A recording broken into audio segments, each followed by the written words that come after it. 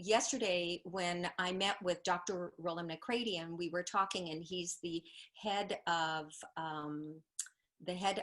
research in the Heart Math Institute, and we're very much on the same line. He's actually going to be our Feldenkrais Guild of North America keynote speaker up in early September. So, and he is well worth listening to, because he's going to take heart math and awareness through movement and what they have to do with each other. And it's about heart coherence. And so heart coherence, to me, is also about the balance of sympathetic and parasympathetic. So when I look, yes, Roland McCrady and I, we laugh because he's the one who went, the vagal nerve, the vagus nerve, it's just a bunch of wires. And of course, at first I was like, kind of like taken aback. And then I'm like, no, it's a system. And he goes, okay, now you're talking. And this was like yesterday. And I go, this is what I've been teaching the last couple of years. So he says, tell me more. And he goes, okay, you're on it, because now you're talking about heart coherence. And so heart coherence, and you'll hear him if people listen to his talk, is the measurement of the heart rate being able to speed up, the heart rate to be able to slow down, and to find that place in between. And that happens on a nano moment basis. That's why when people are sick with COVID and they're put on the respirators, and then sometimes the heart starts to fail and they bypass the heart, it takes away, it interferes in the mechanistic activity of heart rate variability, because the bypass machine just does it like this. Well, then let's think about that. I'm just thinking off the top of my head. That's going to lower vagal tone. And vagal tone is the measurement of the quality of every part of our health. It's not just balance of sympathetic and parasympathetic. When I teach it, I'll talk about the balance of it, because, you know, often society, people, individuals, animals are a little bit too much in sympathetic mode. And we do this beautiful slow movement work to bring us back into that harmonious state of the balance between. But that's not all. There's anatomical and physiological states that need those systems to work. And the variability, Moshe would just be tickled. The variability is the thing. It's the ability to be big, small, in between, and have voice. That is heart health. The heart rate has to go faster, slower, slower, faster, faster, slower. A little bit like that. It never is the same. The moment it is the same, uh-oh.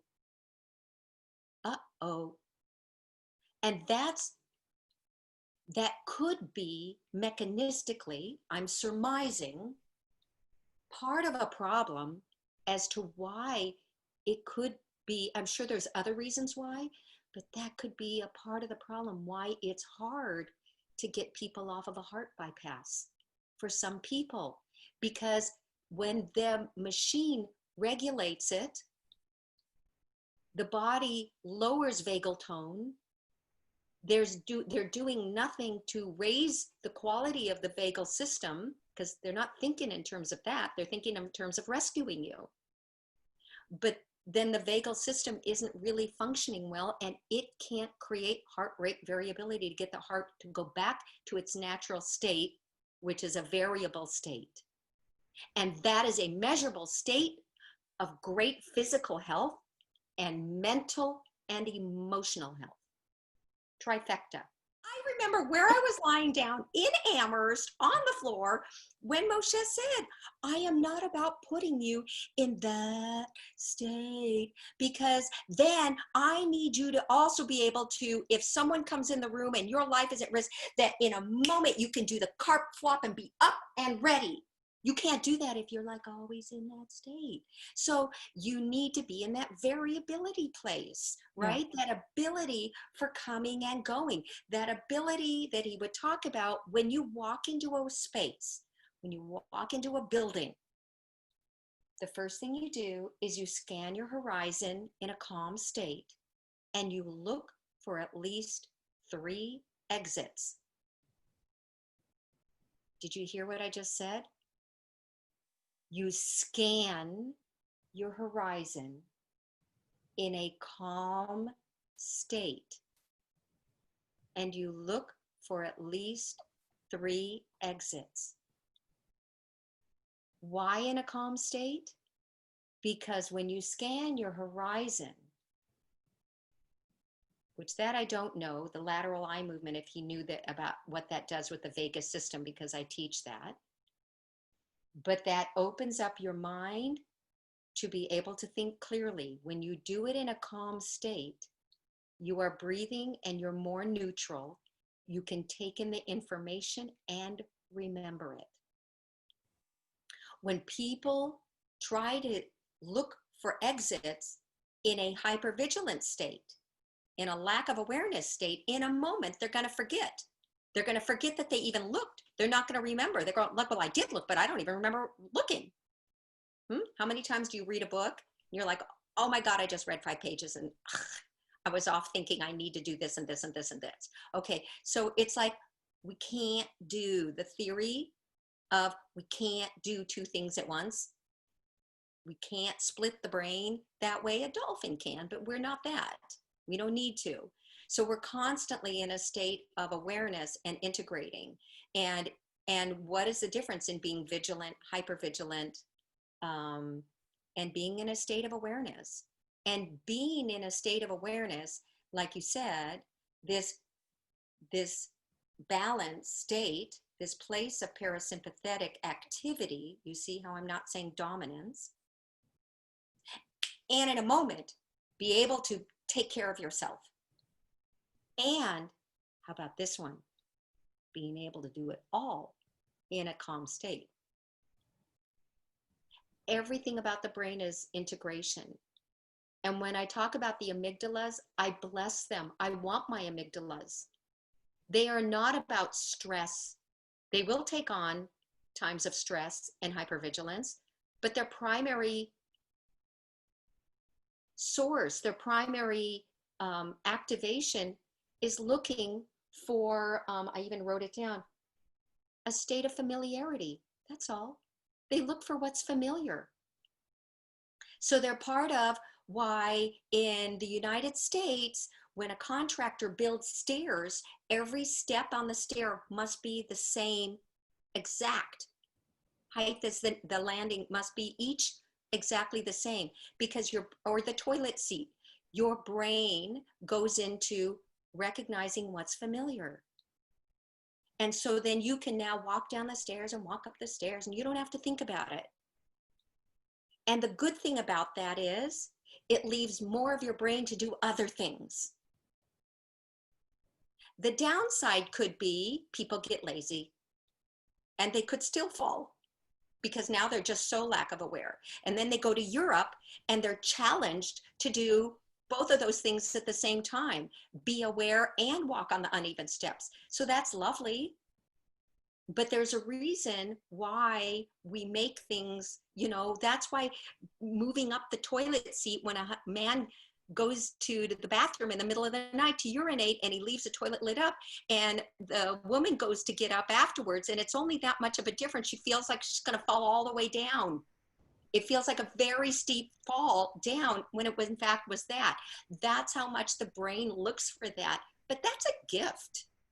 That's a good thing. We're looking for familiarity. All of our systems, all of our specificities, all the organs, all the parts, they all interact with each other and they're all multitaskers, right? So if you lose an organ, don't worry, another organ will try to take care of that. Can you say in a couple sentences, what is the vagus nerve system? Okay, so we know the vagus nerves that everybody talks about starts in the base of the brain, and vagus means wandering. And so it goes to many anatomical locations that are involved in systems. So it'll go along the carotid artery. That's a really big deal. It goes to the heart, the lungs. It goes to almost every digestive organ and to the small intestines. And it is very spread out. Some of them are myelinated with a waxy sheathing. Some of them are unmyelinated without the waxy sheathing. The difference between that myelinization and the non-myelinization is the speed in which information transmits. So that's number 2. Number 3, we have an old part of the system and we have a new part of the system. And the old part of the system runs certain parts that are very important to us. They call that from the reptilian era. And then we have the new system that is running since we've come into mammalian era in the way that it is functioning.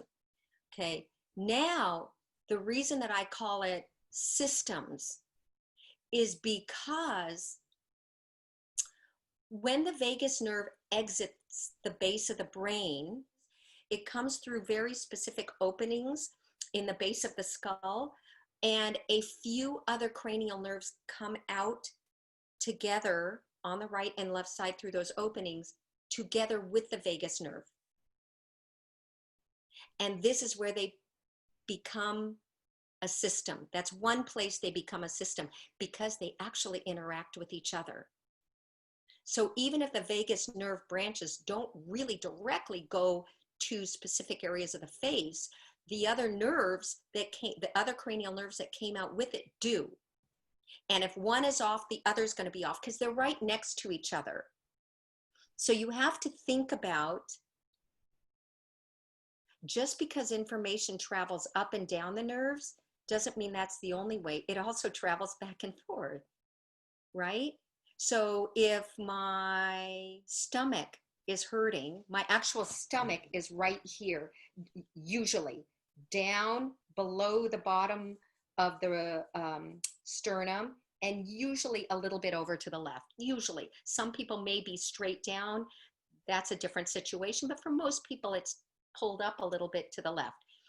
If something's going on with the stomach and it's spasming or becoming hard as rock, let's say the person has an allergy and they ate something that directly went in there and the stomach is reacting, you know, the surrounding organs are struggling also. They're also being affected. It's like children in school. If they're all sitting next to each other and one is jumping up and down, the other one's going to notice it. Simple as that. Okay, so it's not just about the information transmitting up and down. It does go out to the side. So, and nobody talks about that. So what happens is these are systems. The other part where it's so in that case, now the vagus nerve system isn't just about digestion. It now can be about someone who has a stroke or an infection on the facial nerve, and you know, and they've got the face is dropping down. We can work with it through the back route of improving the vagus systems to work better, and that can help feedback that loop.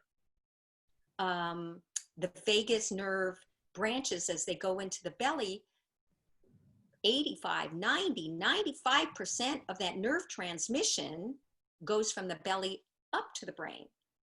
So the system is the gut flora, the serotonin, all of that that's in the gut actually sends that information up the vagus branches to the brain and helps the brain to go, ah. And then all of those other systems. So the vagus nerve is in part about sympathetic, but it's mainly primarily about parasympathetic, but it's about balance and the ability to go back and forth. So these systems are huge. You could say the majority of our immune system has to do with vagal tone quality, because it's the whole systems that interact with each other. It's not just those wires. And how would you say that Feldenkrais, the Oh, Feldenkrais method, Feldenkrais awareness through movement, fits together with that? easy peasy. Movement.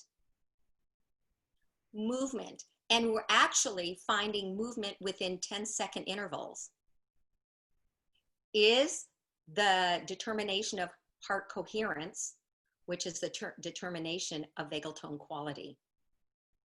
Say about movement within 10-second intervals, meaning? So for instance, okay, so we check it out. We look a little to the right, we look a little to the left, and I'm like, okay, I move a little bit easier to my left than I do to my right. Oh, I have a crick in my neck. Okay, bring up your arm. And now look at your hand, look over to the left. Notice if you're breathing. Look over to the right. That right there was about 10 seconds. That was about 5 seconds each side. Now we're going to create in Feldenkrais differentiation, where we take the head one way and the hand the other, because we love differentiation in Feldenkrais, because we know that that increases neuroplasticity. And then we ask the people to notice, are you breathing or holding your breath there? And then you'll see people go, then we'll create differentiation again, where we'll say, take the head opposite from the hand and take the eyes to go with the hand. So the head goes opposite from the hand, but the eyes follow the hand. That's another layer of differentiation. And in my thinking, we're working on lateral eye movement. We're increasing already vagal tone right there. So then we come back and we say, now look from one side to the other. And you go, oh my gosh, I look easier now on that other side, that I wanted to improve without stretching anything. But the observer will observe us and measure two things. They'll notice that our movement tends to be in 10-second intervals. We don't go like this.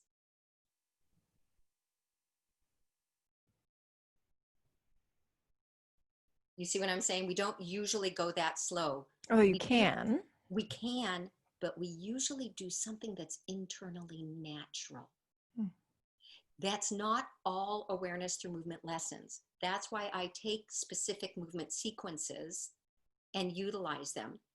Then we can hook someone up to a monitor and measure heart rate variability, and we will measure that it actually improves on that movement. And we'll notice that that movement was in 10-second intervals, but it's natural, it's not forced. So there's the movement aspect, and then because of our awareness through movement, and we have the awareness aspect of what we do, which is the spreading of our attention. And that will help activate parasympathetic balance, not dominance. That will help activate parasympathetic balance with how? Sympathetic. Right? How does it do that? Because when you slow down and you wake up that internal awareness, your breathing modulates. And when your breathing modulates and becomes natural, and you become soft in your face, and maybe you even laugh, maybe you're joyful, maybe you find that you smile, maybe whatever it is, anything goes. The measurement that we measure people on, I've measured at least 120 of my clients with the monitor, and I watch it. It can be almost any movement. It's self-awareness in the movement, and breath happens naturally on its own, not as a technique. Now, when we're doing movement, we're actually moving the vagus nerve. We're moving the vagus nerve physically. So we're stimulating that. And that doesn't have to just be Feldenkrais. It can be beautiful dancing, right? But that's in a different way, not, it's this kind of movement. So we may take a movement across the diagonal and then go, oh, the hip, right? I can't, sorry, you don't see that on me, but I'm lifting the hip, then I take the hip in opposition and all of that. And the person goes, oh, I feel so much better, because we physically move the vagus nerve branches. We've activated this ability for balance between the systems, and we're turning on something that nature gave us that helps us to become healthy, strong, vital, and resilient. Because we teach it in a way of variability. Variability is resilience. And what would you say, how would you describe or define anxiety? Oh, anxiety in my mind, and having lived with Moshe and having these talks with him, is the thinking of two different things at one time. I want, I can't have. No, I want, I can't have. I can't have, but I want. It's that.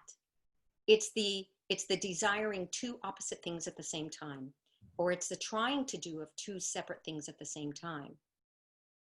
And that doesn't allow us to move into the prefrontal cortex. That doesn't allow our temporal lobes to light up, because that's a big deal. Because when we can activate all of that, we can improve short-term memory and then to build long-term memory. So when I look at children who have had a lot of anxiousness in childhood because life was so unpredictable, right? Remember, amygdala is looking for predictability. And so they had so much unpredictability in life or stress. They often have a hard time remembering their dreams, real things that happen in childhood, and being able to put them in the right chronological order. Because those areas were not getting to develop. This happens with adults all the time. As I see adults, as they start getting into that pre-forgetful mode, maybe they're still only in their 50s. And hopefully they live to their 90s. But I'm like, you know how they say Alzheimer's, dementia, you can see things 20, 25 years in advance. What I see is they start taking situations out of order. So in Feldenkrais, when we do these slow activated movements of self-awareness, breath is involved, and they're very specific movement sequences, some of them of which are developmental, others are not. We end up getting more of a whole brain functioning, or specific parts of the brain functioning, but that the areas can communicate. And what happens is often people will say, I slept better. I remember my dreams. I don't feel so argumentative. I'm not so defensive. I feel clearer. I could remember to do my list. Right? Why? Because the brain is being able to activate the way it's designed to activate and categorize. It loves to do that. So, you know, in Amherst and the Amherst training, when he talks about this thing about small and tall, like just the thought of small, how that constellates a whole shaping and lighting up in your system, and then the thought of tall. And then he does this thing after a while where he has you think of tall and small at the same time. What do you think about that? Oh my God, my favorite in the whole wide world, because that's a proof that there's a good place to do two things at one time. Absolutely opposite. And the same thing, it was like, go look far away, look close in, and be able to change them in a moment's notice, and see far away and close up at the same time. And are you breathing or holding your breath? Let's come back. Let's take it again until breath is just natural with both. Now you are fully present. So what's the... And I was going to say, and in religions, it is written that God asks you to be fully present. Right? So many religions talk about that. So it's like, oh, and nature helps us to survive when we can be fully present. The little bunny rabbit who's on the grass, looking so quiet, eating the grass, and hears something in the thicket so fast, in an instant is out of there. It saves its life. And then it goes somewhere else and goes, ah, and nibble, nibble, nibble, nibble, nibble. Boop, got to get out of there. Boop, doesn't take it personally. It just gets out of there and goes back to resilience. Nibble, nibble, nibble, I can digest. Nice way of life. So there's these two things. On the one hand, the anxiety, this idea of anxiety being this conflict of having two things at once. And then this other possibility of actually being able to have multiple options at once that are available in any moment, but there's not a contradiction. That's correct. It's not a contradiction. It's not the, I want the ice cream, I can't have the ice cream, I can't have the ice cream, I want the ice cream. It's not that. It could be the, I want the ice cream, but no, thank you. I'm okay without it. I know that I prefer to have it, but I'm good. I'm better off without it. I feel good about that decision. Done. There, that's how fast that went. But that's in a state of integration. Mm-hmm. And I think, you know, I think that that's a very large benefit, because we can talk about that in terms of weight and eating and lifestyle when we're in this state, that it's easier to make good choices and not be driven by the unhealthy choices that TV commercials and ads drive people to. And so I think the basis of this work helps us to be healthy all the way around, mm-hmm. because we make better choices usually. Mm-hmm. And so there's this internal awareness that comes with awareness through movement. And then there's also this relationship of our internal awareness to the environment, to the ground, through sensation, through seeing. Where do you see the role of the environment playing in all of this? We must have environment. We must have environment. It's what gives us feedback. It's what allows me to know that it's daytime. It's allows me to wake up with the light coming in through my eyelids to say, the sun is coming up, it's morning, it's going to be a beautiful day because I make that choice. And then maybe something doesn't happen good in the day, I can still come back to making that choice again. I don't have to let it ruin my day unless it's something severe. Environment beneath our feet, sensing our feet to the earth. How thick are our shoes? How much do we walk? Our proprioceptiveness. 50,000 nerve endings on the bottom of our feet. When we feel our feet to the floor, we gather nerve connection that happens up.